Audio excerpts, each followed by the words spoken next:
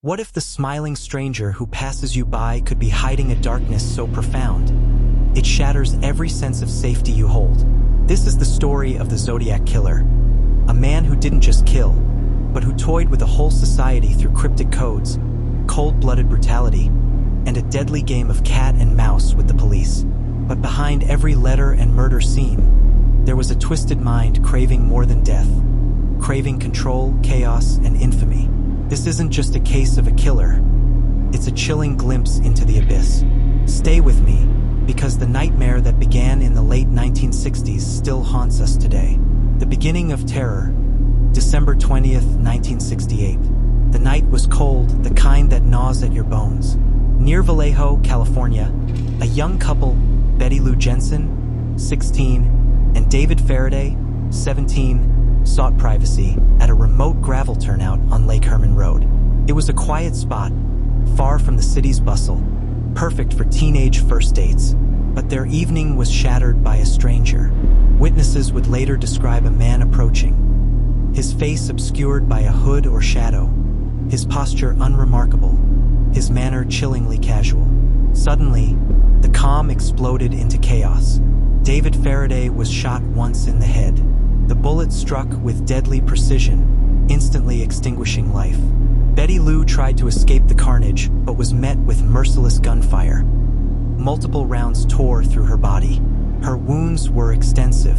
Ballistics experts would later note that the bullets entered at close range, indicating the killer's cold intent to ensure death.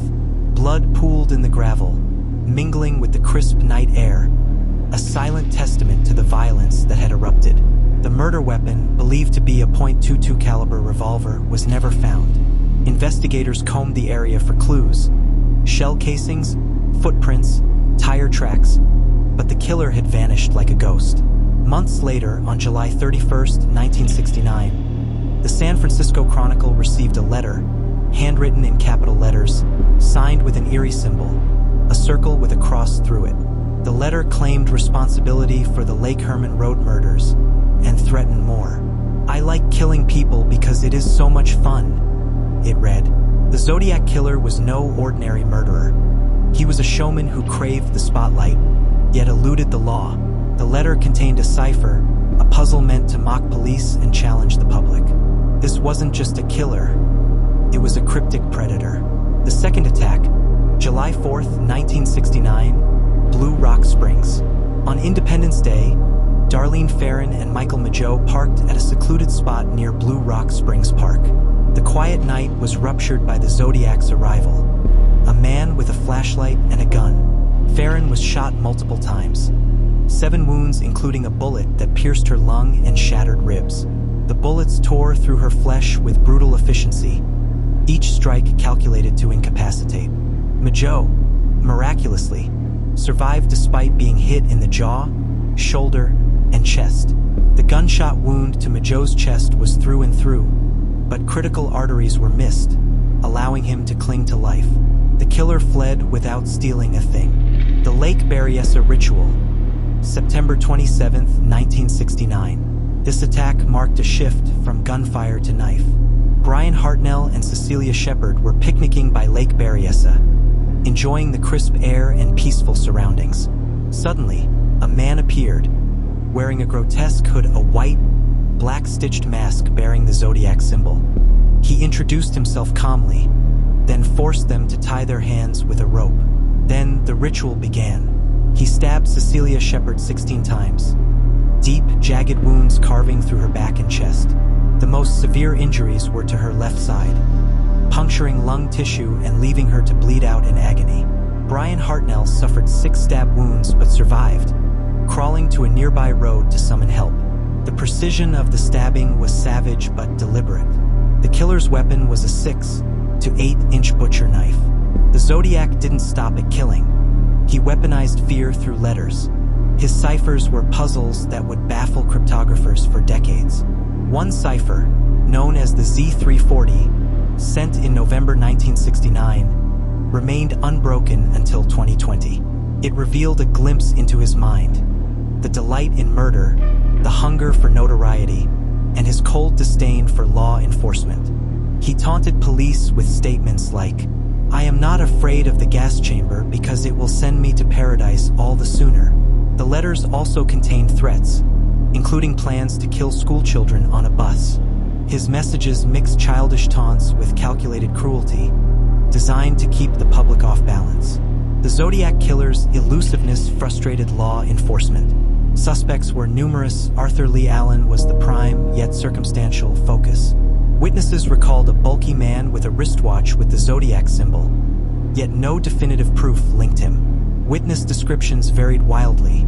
Some described a slender man, others a heavier frame. Forensic technology was primitive by today's standards. No DNA testing, limited ballistics matching, no surveillance cameras. The killer's ability to vanish after crimes stymied the investigation. Experts today believe the Zodiac Killer exhibited traits of a narcissistic psychopath. He craved control, seeking power through fear. His choice of victims, often young couples in isolated areas, was symbolic, an attack on intimacy and innocence. His letters show a man obsessed with his own legend, manipulating public perception. His murders were both crimes and performances, staged to maximize terror and mystery. The ciphers and codes indicate intelligence and a desire to outsmart authorities. After his last confirmed murder in 1969 and final letter in 1974, the Zodiac vanished into obscurity. The killer's identity remains one of America's greatest unsolved mysteries. Was he a monster living among us? Did he die? Or is he still out there, watching? The unanswered questions continue to haunt families and investigators. Now, I want to hear from you. What's your theory? Was Arthur Lee Allen the Zodiac? Or someone else? Could the ciphers hide a name or location? Drop your thoughts in the comments, and if you love diving deep into true crime puzzles like this, hit subscribe and ring that bell. There's more mind-bending stories coming your way. The Zodiac Killer changed the landscape of American crime forever. He turned the act of murder into a public spectacle, injecting fear not just into victims, but entire communities. His cold precision, cryptic messages, and ability to evade justice remind us that sometimes the greatest horrors come not just from the act of killing, but from the unknown lurking behind. Though decades have passed, the shadows cast by the Zodiac remain long and chilling. Richard Ramirez, the Night Stalker's reign of terror. Imagine a nightmare who crawls not from dark fantasy, but from the depths of the city itself. A man who didn't just kill, but who haunted the very sanctity of home, turning safe rooms into chambers of horror. This is the story of Richard Ramirez, the Night Stalker, a predator who prowled Los Angeles' shadows with satanic fury and sadistic pleasure. What drove him to such brutal extremes? And how did a trail of terror finally lead to his capture? Stay close, because the Night Stalker's story will crawl under your skin and stay there long after the lights go out. First attacks in 1984. Los Angeles in the mid-1980s was a city on edge, booming, sprawling, and vulnerable to the violence that would soon terrorize its neighborhoods. Richard Ramirez's spree began in earnest in June 1984. His first confirmed attack was at the home of Jenny Vincow. She was 79 years old, alone in her apartment. Ramirez broke in through a window. The forensic evidence shows he used a flashlight taped to his hand, illuminating his way silently through the dark. He approached Jenny and attacked her with a tire iron. The blow to her head was devastating, a crushing impact that fractured her skull and caused massive brain trauma. She died hours later in the hospital. Ramirez's killings weren't just murders, they were orchestrated rituals of horror. His weapons varied: guns, knives, tire irons, and even hammer-like objects. The wounds he inflicted were savage. In many cases, he stabbed his victims multiple times, aiming for vital organs: chest, neck, abdomen. One victim was found with her throat slashed so deeply that the trachea was severed, bleeding profusely. At other scenes, the killer displayed macabre trophies: bones and jewelry stolen from victims, left as twisted signatures. What made Ramirez uniquely terrifying was his choice of victims and timing. He attacked men, women, and children indiscriminately. But the one constant was that he struck at night. He entered homes uninvited, often through unlocked doors or windows. Sometimes he forced victims to watch as he raped others, a cruel psychological torture.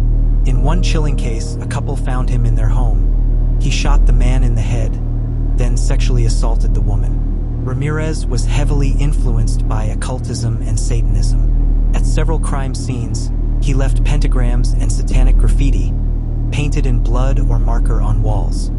He often raised his hand in the devil horns gesture, a silent taunt. This ritualistic element deepened the horror and perplexed investigators, adding a terrifying psychological layer. His courtroom appearances further amplified his persona. Shouting, "Hail Satan," and smirking his victims' families looked on. Despite his brutal chaos, Ramirez left forensic breadcrumbs. Fingerprints found on windows and weapons linked him to several scenes. Shoe prints, distinctive by the soles of his boots, were matched at multiple locations.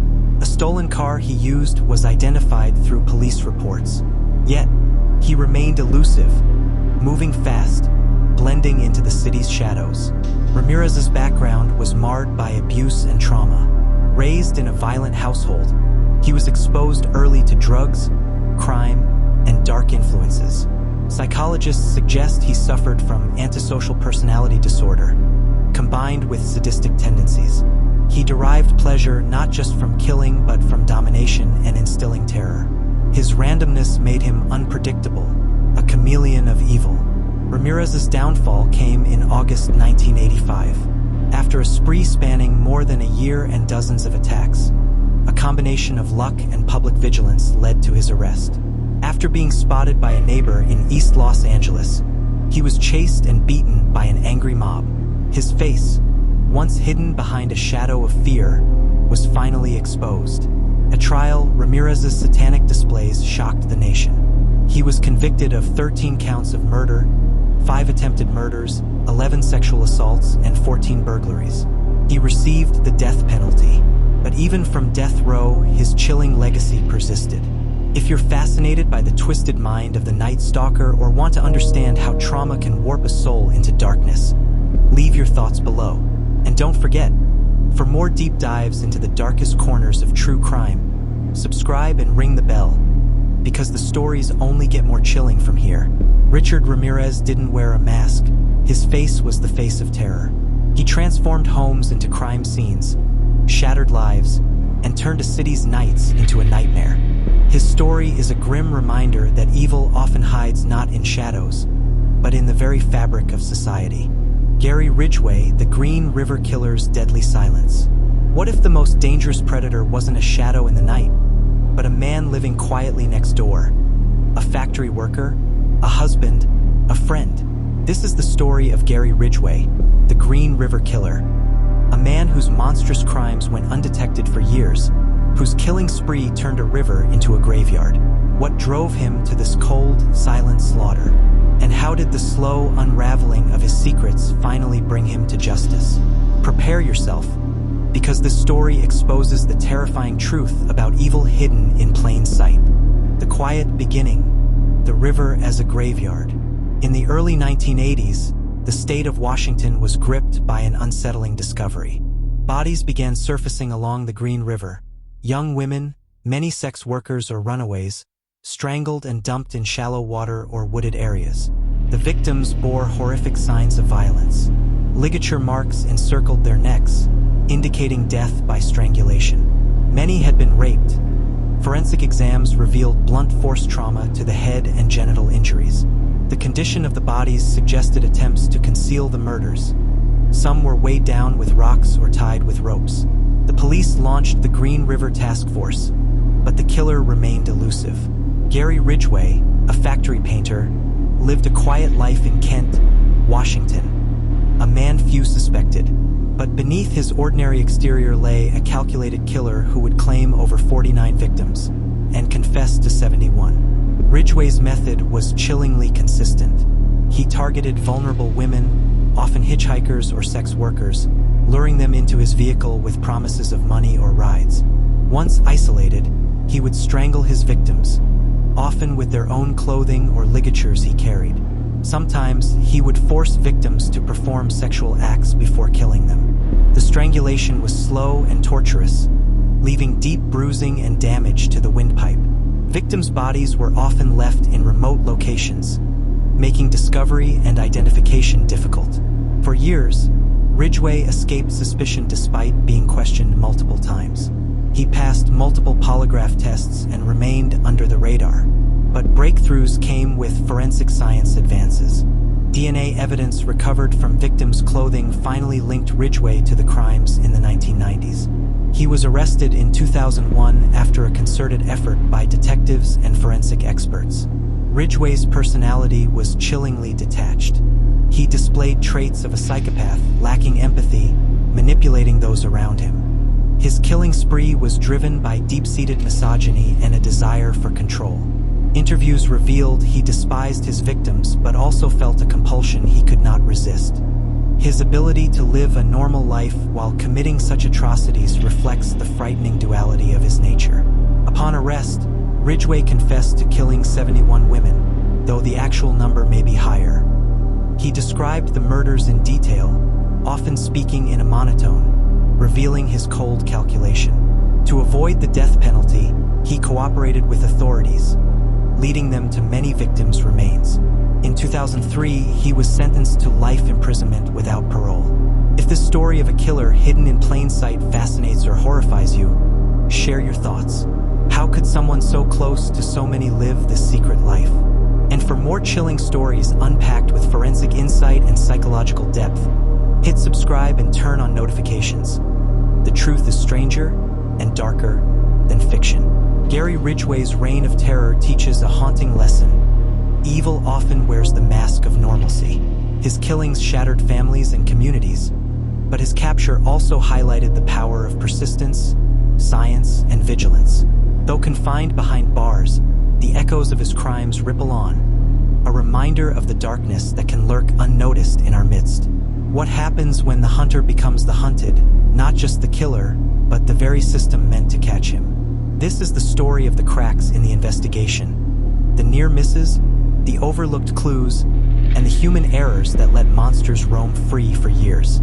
As terror tightened its grip, the line between hope and despair blurred, and every lead became a race against time. Stay close, because the truth behind these cases isn't just about who was caught, it's about who almost got away. The stories of the Zodiac Killer, Richard Ramirez, and Gary Ridgway share a haunting common thread, elusive leads that slipped through the fingers of justice. In the Zodiac case, the killer's cryptic letters fascinated and frustrated investigators alike. Each cipher was a challenge, but also a distraction. Police scrambled resources to decode puzzles while the killer struck again. Eyewitness descriptions were inconsistent. Some said the killer was tall, others short. Some described blonde hair, others dark. The forensics technology of the 1960s was limited.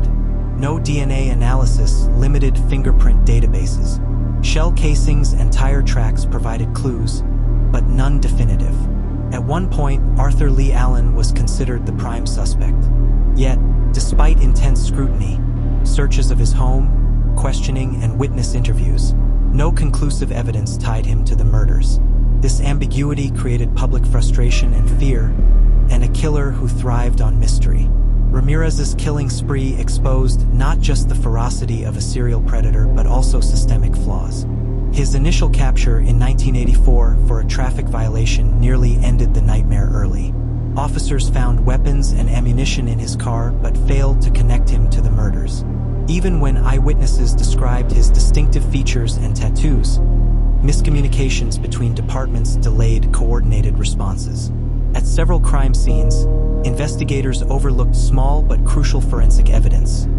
A missed fingerprint here, a tire track there. The rapid escalation of Ramirez's crimes caught the police scrambling. They were chasing a ghost who changed tactics unpredictably. Gary Ridgway's case was marked by tragic oversight. Despite being questioned multiple times over the years, he was never arrested for the murders during the peak of his killing spree. His calm demeanor, steady employment, and status as a family man camouflaged the monster within. Some detectives suspected him but lacked hard evidence. The victim's marginalized status, often sex workers or runaways, led to less urgency from some quarters, a harsh reminder of societal biases that allowed him to continue. Advances in DNA technology in the 1990s finally turned the tide. but years of lives had been lost. The pressure on investigators was immense. They battled public hysteria, media sensationalism, and internal doubts. In the Zodiac case, officers wrestled with how much weight to give the killer's taunts. Was he bluffing or planning more violence? Ramirez's unpredictable attacks created fear and chaos, fracturing community trust. With Ridgway, the slow progress weighed heavily on detectives, some battling burnout as victims piled up. The emotional toll was enormous. Victims' families seeking answers, investigators facing the failure to protect. Media coverage amplified both public fear and pressure on police.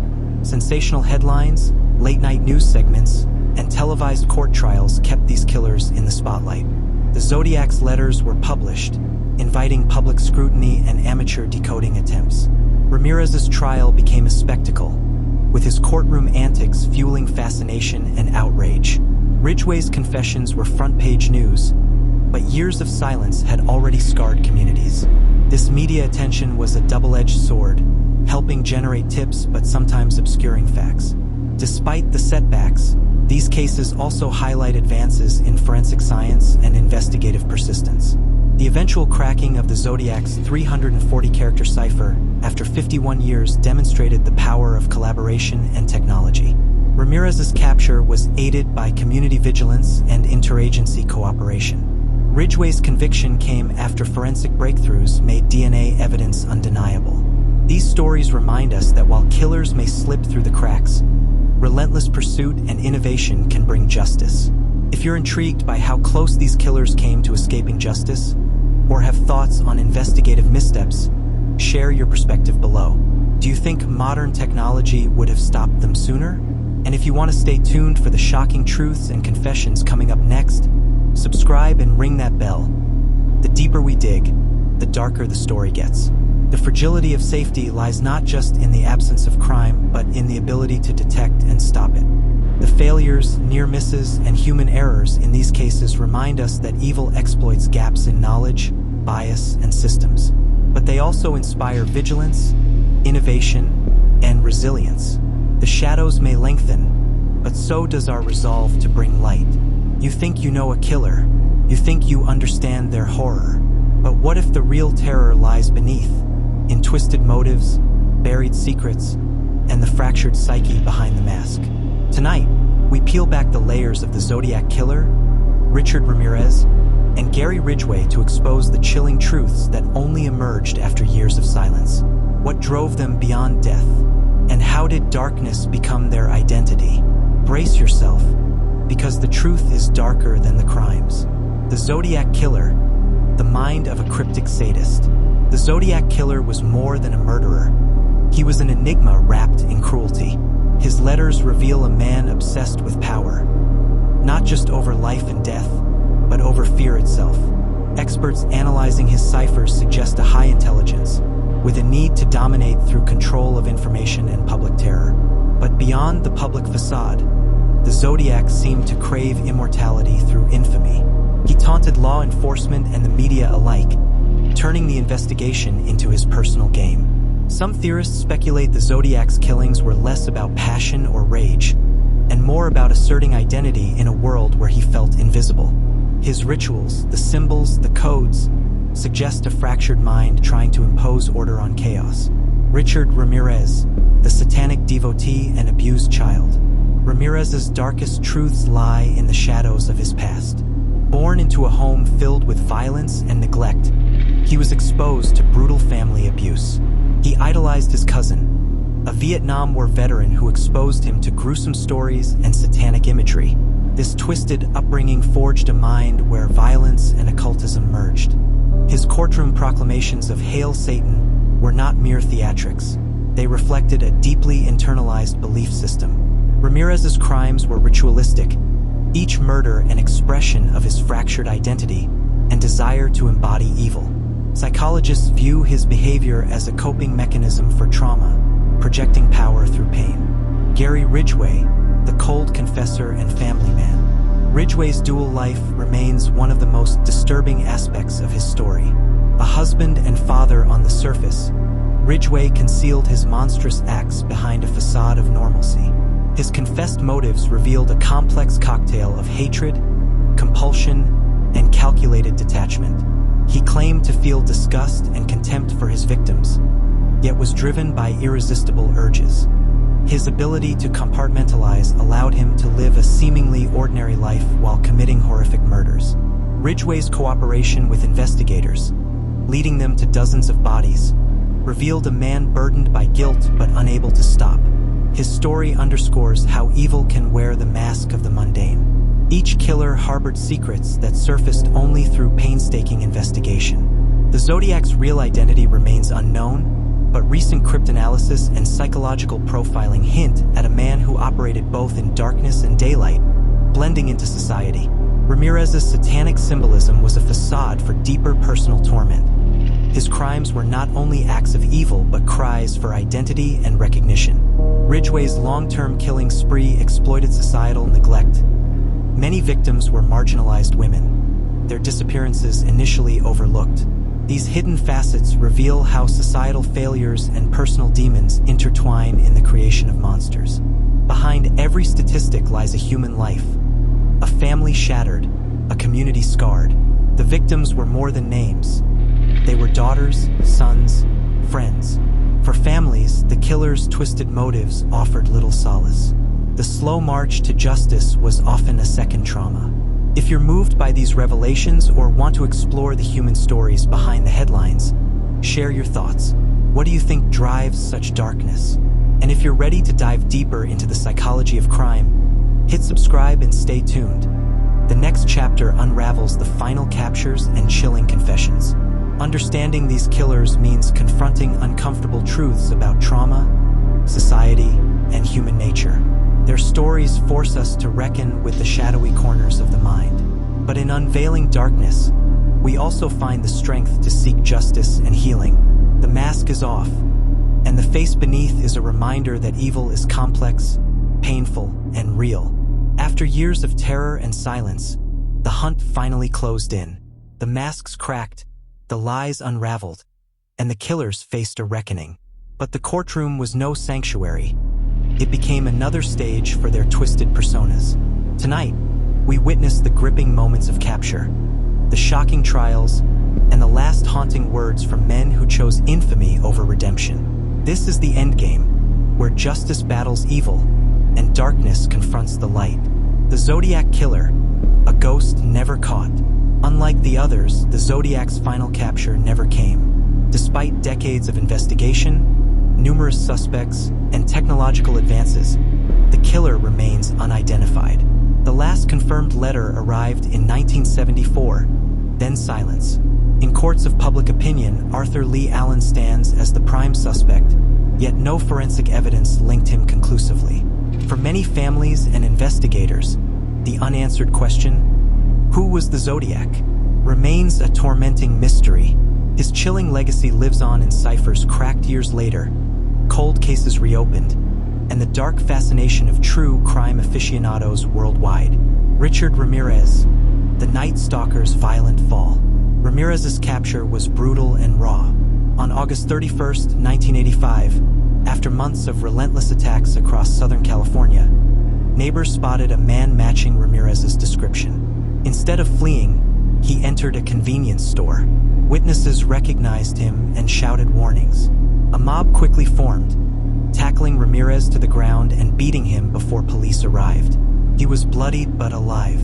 Trial by fire, Ramirez in the courtroom. Ramirez's trial began in 1988 and became a media spectacle. His courtroom behavior was shocking. He flashed satanic symbols, shouted, "Hail Satan," and grinned at victims' families. His defense tried to claim insanity, but the prosecution presented overwhelming evidence. Survivors testified with courage, describing the terror that had gripped them. Convicted on 13 counts of murder and dozens of other crimes, Ramirez was sentenced to death. Throughout his years on death row, he maintained his satanic persona, often refusing to express remorse. In his last known public statement, he said, "No regrets. I'm the master of my fate." His chilling indifference cemented his place among America's most feared killers. Ridgway's arrest in 2001 shocked many. The quiet family man was the infamous Green River Killer. He initially denied involvement but soon confessed to killing 71 women. To avoid the death penalty, Ridgway pleaded guilty in 2003. He cooperated fully, guiding authorities to remains scattered across Washington. His calm, matter-of-fact descriptions of murder scenes stunned the court. Despite the horror, he showed little emotion. Ridgway was sentenced to life without parole. In his last public statement, he said, "I'm a monster, and I accept it." His confession brought closure to many families but left a lasting scar on the community. Justice was served, but darkness lingered. What do you think about these killers' last words? Defiant, remorseful, or chillingly indifferent? Share your reactions, and if you want to explore the emotional aftermath and legacy of these cases, hit subscribe and stay tuned. The final chapter awaits. The captures and trials closed chapters but opened wounds. For victims' families, justice is bittersweet. Answers come with pain. For society, these moments remind us of the cost of evil and the resilience of truth. The killers' final acts echo their twisted souls, leaving us to reckon with humanity's darkest corners. The killers are behind bars or forever vanished into the shadows, but their crimes ripple through time, leaving scars on families, communities, and the very fabric of society. Tonight, we step back from the horror to reflect on the human cost, the enduring mysteries, and the slow, painful path toward healing. Because true crime is not just about killers. It's about those left behind, the survivors, and the hope that light can return after the darkest nights. For every victim, there is a family forever changed. Parents, siblings, children. Their lives shattered in moments of unimaginable horror. Some lost loved ones to the Zodiac's elusive bullets, others to Ramirez's violent invasions, or Ridgway's silent strangulations. Grief is a constant companion.